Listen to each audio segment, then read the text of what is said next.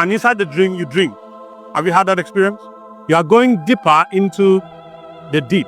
God pushed Adam into the deep. When the man woke up, he said, I may not really recall everything that happened when I was asleep in the dream world, but I can testify that this person is bone of my bones. So sometimes you see a situation where it looks like, I've seen this thing before. I can't really recall. That thing happened in the deep. We call it deja vu. It happened in the deep. The energy of your spirit.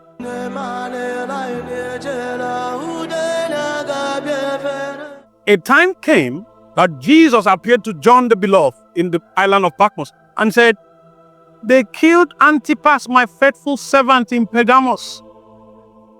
In the spiritual atmosphere of that city is where the throne of Satan is. You remember? The book of Revelations. Since we are faced with these hosts of spiritual entities and creatures, how do we engage? How do we engage the realm of the spirit? Because the realm of the spirit is more real than even the air that you breathe.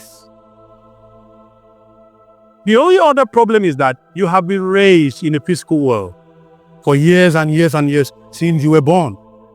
This is about all you know.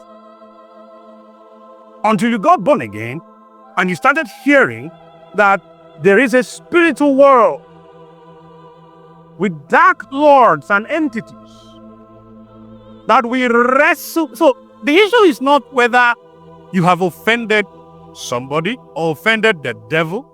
Always look at the devil, not people. The reality is that there is war, a battle going on in the invisible realm. And whether you are a willing participator or not, you are in that battle. If you recognize the battle and take off your weapons and fight, you'll be better off. If you pretend as if this battle is not real, it will catch up with you. You know, sometimes we are so distracted and we think that the human being is our problem. Satan spirits only use humans to perpetuate their will, their desires. Why would Jesus say pray for your enemies? Because the person you call enemy today, who is a human being, is not your direct enemy. Tackle the spirit behind the person. Capture that spirit and subdue the spirit. The problem is that most times we are too carried away, because we are used to false prophets and prayer houses, all these kind of things, with wrong teaching, wrong exercises. How do you engage the spirit realm? Number one, a deep and undistracted attention to sight and sound. See, some of us, God has been showing us a whole lot. The reason we have lost temporarily the faculty of hearing and seeing in the spirit regularly is because we lost attention during the initial phase of the manifestation. Sometimes you wake up from the dream and instead of sitting down prayerfully by meditation to engage the realm of the spirit, to recall that dream and the vital information of that dream, because it will be a prophetic vision, you go straight into something else and you lose the vital information. Sometimes you go straight to your phone, you have lost it. Or you go straight to talk to a person, you have lost it. It takes mastery of the realm of the spirit to be distracted and get back and still retract that information. You must have learned how information works in the realm of the spirit. If not, once you are distracted, it's gone. It's gone.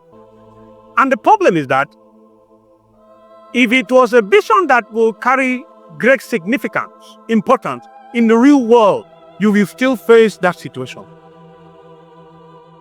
The only other thing is that you may not know how to handle the situation because you lost the initial information that would have helped you tackle that situation. you cannot deny that the realm of the spirit is very real. Why? Because you dream. Sometimes you dream, and inside the dream, you dream. Have you had that experience? You are going deeper into the deep of your life. There is a place called the deep. I've explained it before. God pushed Adam into the deep and then opened him up, got out his rib bone, and created Eve, and formed Eve rather. Because he already created Eve in himself.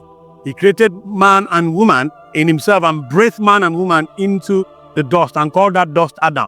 When it was time to bring out the woman, separate the woman from the man spiritually, he put the man into the deep. He pushed him into the deep, brought out the woman, and formed the woman and kept for the man. When the man woke up, he said, I may not really recall everything that happened when I was asleep in the dream world, but I can testify that this person is bone of my bones. So sometimes you see a situation where it looks like, I've seen this thing before. I can't really recall. That thing happened in the deep. We call it deja vu. It happened in the deep. The energy of your spirit was not equal to, or was not more than the energy of your deep. Could not overcome the energy of that place. And so you would forget it.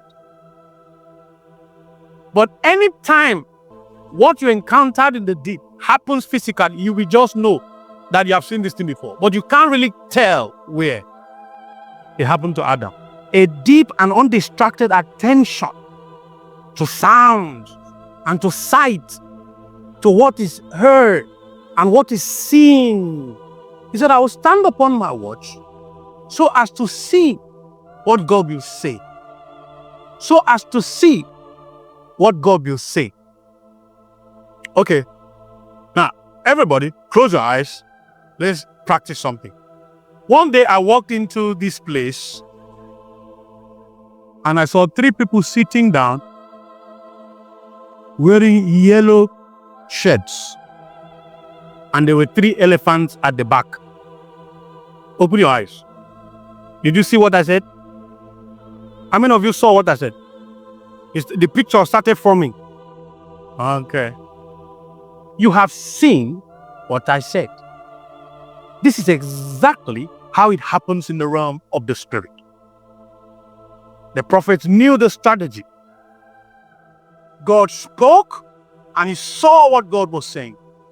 Normally, you should want to hear what God is saying. But the prophet said he wanted to see what God will say. You are not permitted to publicly display what you have not sufficiently practiced in secret. It's a law in the spirit. And people think that things will just happen. Que sera, sera. What shall be, shall be. It's not true. What shall be, shall not always be.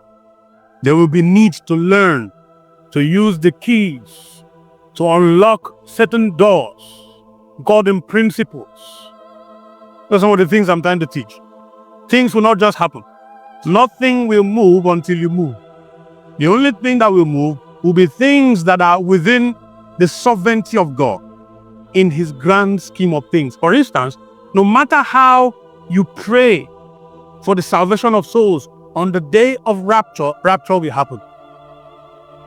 It will not matter who is saved or who is not saved. On that day, because rapture is within the sovereignty of God. Only him should determine the date, the time, the hour. And why? Because it is within the prophetic timeline of the grand scheme of things. So you engage a deep and undistracted attention to sound and sight. I will stand upon my watch and set me upon the tower. Have you seen the secret of meditation? Right? The prophet is moving to a quiet place.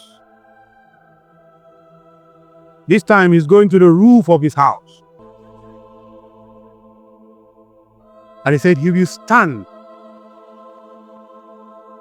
And his intention is what? And will watch to see. I say, if God won't tell me this thing, he will tell me. I lie. I will stand upon my watch. Meaning that there is a specific time that I have determined to go before God. You know, we have 8 watches in the day and in the night. 8 watches. 12 noon, 3 a.m., 6 a.m., 9 a.m., 12 p.m., 3 p.m., 6 p.m., 9 p.m. So 12 or 8. The prophet has chosen one of the watches, maybe 12 noon, most likely. Remember that Peter went upstairs to pray at about 12 noon, and then he was hungry, and he told them to prepare food for him to eat after the 10 and 11. And while he was there, he fell into a trance, and he saw different kinds of unclean animals being brought down by a bedsheet, by a sheet of clothes. Do you remember? Remember that at 12 noon, there was darkness all over the earth when Jesus was crucified. Till 3, the darkness stopped. You remember? So there are 8 watches in the day and in the night. The prophet of God, Habakkuk, had chosen maybe one of the watches because he said, I'm going to honor the time that I set to stand before God. So he said, I will stand upon my watch. So maybe my watch is 3 p.m. I'm getting ready to stand. I will stand upon my watch and set myself upon the tower, a quiet, lowly place. Like Jesus, Mark chapter 1 verse 35. He will depart. We don't have to go there. I need to stay here. He would depart very early in the morning before it is day, while it is still dark, to a solitary place, a quiet place, and there he prayed. Sometimes he's on the mountain praying. You remember he had a house in Capernaum by the sea. When he left his father's house, he stayed in Capernaum by the sea in the regions of Naphtali and Zebulun. So he said, I will stand upon my watch and set myself on the tower, and I will watch. Principle number 1, I said a deep and undistracted attention to sound and sight. How do you engage the realm of the spirit? This is what I'm teaching. I will watch to see intentionally. I will position myself with the expectation that there will be a response from the realm of the spirit to see what he will say to me, to see what he will say, to see what he will say. What he says is supposed to be sound, but the prophet is saying, I am watching for sight, to see what he will say, not to hear.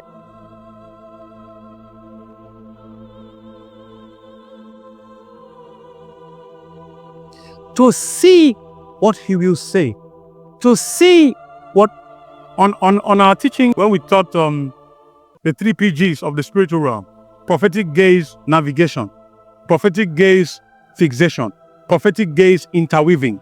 I mentioned the reason we are unable sometimes to see what God is saying. So you can go to our YouTube channel, watch those 3 videos on prophetic fixation, prophetic gazes, slowly, so that you can understand. I will watch to see what he will say unto me, because there will be different kinds of sounds and sights flying in the realm of the spirit. Not all of them is meant for me. I am interested in the one he will say unto me, and what I shall answer when I am reproved, when he rebukes me. One of the greatest reasons Christians do not stay with God is sin consciousness. They are conscious, and sin consciousness is a sin on its own. A Christian should not be conscious of sin. He should be conscious of the righteous nature of God that has been given to him. What the Christian does to sin is to confess it, repent, and move away. Move on. Another reason is that Christians, believers, do not want God to edit their lifestyle. They don't want God to touch their lifestyle because they know that the Spirit of God will convict their hearts. He will try to transform their souls. And so in trying to hold on to the things that matter most to us, matter most to our flesh, and at the same time, holding the things that matter most to God, there will be problems. Tell your neighbor, neighbor, if it is this God, He will edit you. There is no room for growth spiritually if God will not edit you. The Lord answered me. The Lord answered me. My watching was not in vain. When I used the right keys in engaging the realm of the Spirit, the Lord answers. The Lord answered me and said, write the vision. I'll come to this another time. Make it plain. Write the vision. Make it plain. Write it clearly. Write it meaningfully. Write it intentionally.